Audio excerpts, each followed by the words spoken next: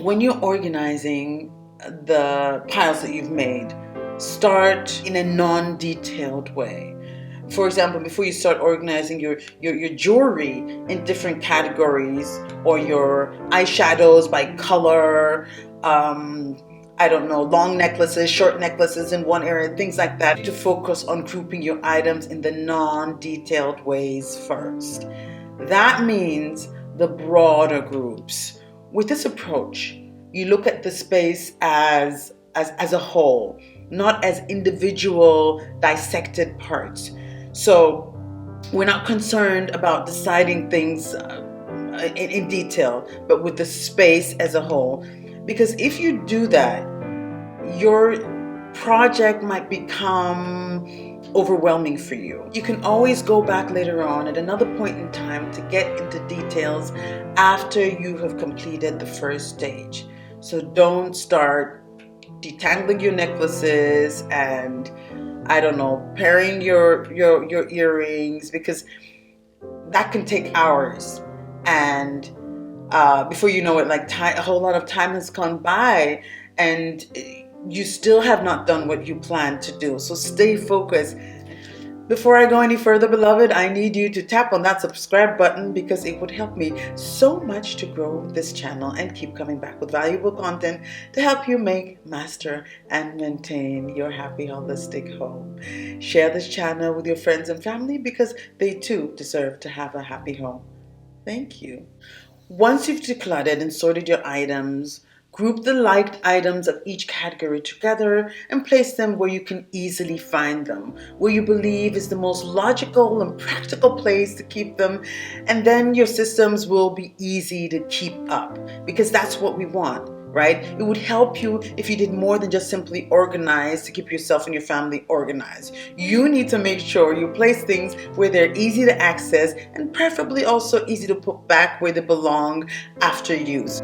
Create the homes for your items based on categories and things you use the most often, based on the specific activities you do in each space.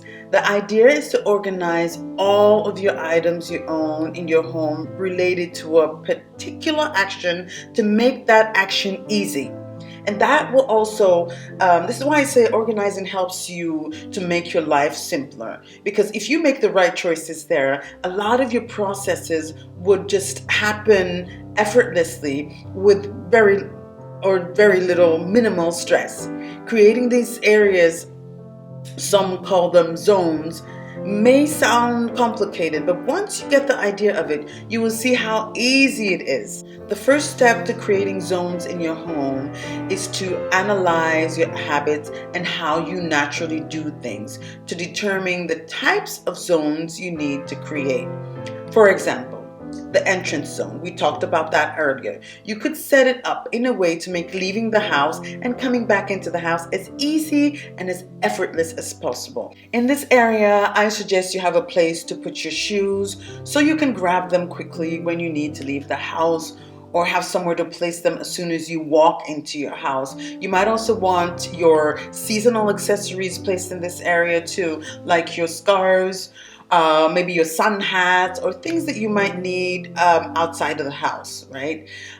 You will also want to have your umbrellas placed somewhere in this area. Maybe have a tray to drop your keys on, or in a hanging cabinet somewhere in that area, in the entrance area, where you can access it easily. Everything that makes coming into your house or leaving the home a lot easier, a lot more gracious, will help this area. Once you have an idea of what types of zones you need and where you want them to be, make a list to help you identify the activity or use for each space. Then list the supplies and the items that you're going to need to perform these activities. Okay, so another zone that you might want to consider creating is maybe a workspace zone where you could have your computer and inbox for papers and bills and the filing cabinets to maintain your records, and maybe a calculator, some envelopes and stamps and scissors, sticker tape, and things that you generally need for this particular for any particular activities that will take place in that area. And once you've listed the supplies you need for each zone, go through your home, locate these items, and proceed with organizing them in the areas where they are most needed. Then identify the storage you will need. You will need proper systems for your items to keep the space properly organized. Creating zones and putting the necessary items that belong in those zones is only the preparation for the actual organizational process itself. Consider the items you need for each zone when looking for the best storage options. For example, when setting up your entrance zones, you should have a table of some kind, maybe a tray or a bowl on top of it, preferably near the door, because then it'll be easy to toss in your keys, your sunglasses, maybe your mail and other items. You might need a hook on the wall for jackets, or if you have some kind of other system to put jackets and stuff like that away, you might also need a shoe rack in that zone to have a specific place to put the shoes when people enter the house so they can easily access them. Storage options include boxes, baskets, hooks, tables, even built-in options like closets, shelves, and drawers. Remember, there are some with lids, some are transparent, so there's a whole lot out there to choose from. Remember also to use the wall space, by the way, because that will help you to free up the floor. Yeah, that will save you a lot of visual room, also visual clutter on the floor. Allow your area to determine how much you can keep and how many categories you can have in each room. Once you've decided what categories you want, measure how many of what sizes your containers should have. Time to sort your items. So you should sort your items according to how often you use them and how many you have. Keep the things you regularly use where they're easy to reach, or usually at the waist to the eye level. That's the best place to store these items. I call these areas the first class levels. They should be the easiest to access and easy to put things back. The second level items are the things that you don't necessarily see at first moment. They're also the things that you only need sometimes during the week and not daily. Whilst the things that you only use once in a while should be kept at the very back or at the top of the shelf, where you might need to actually step on a ladder to get to them, right? Or maybe at the lower, very back areas of your cabinets. That's the third class level. That is the perfect place for things like the things that you use once or twice a year. For example, your I don't know, your waffle makers or Christmas decorations, baking shapes, and things like that.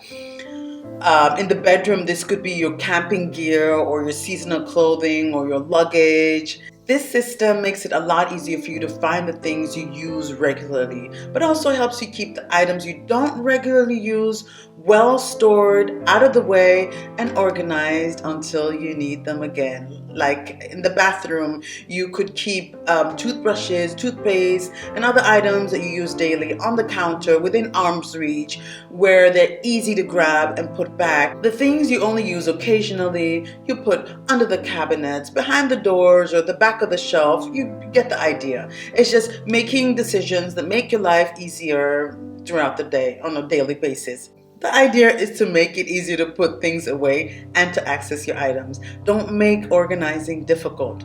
Don't make it difficult for yourself. Just like you're making it easy to get to your stuff, you need to make it easy, even easier, to put your items away. For example, if you use bins with lids or even stack the containers on top of each other, you're less likely to put your things back where they belong. What happens when you don't feel like putting things back?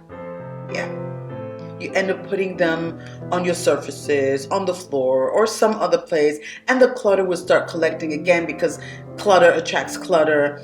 So it's going to probably not end up well. So make sure you have organizing solutions that are easy for you. Stacking things make it difficult to access your stuff.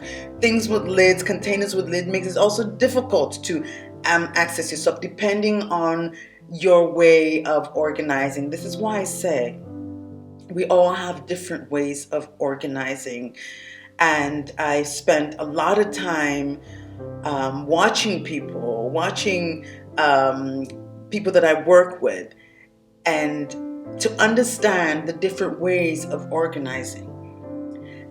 And you're literally able to categorize these ways to help people understand what organizing solutions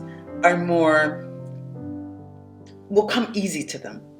And that's something that I love to focus on, helping people to understand what organizing solutions help them and their family members to maintain the order at home. Thanks for watching, and remember, an organized home is a happy home. Don't forget to hit the subscribe button and give this video a thumbs up.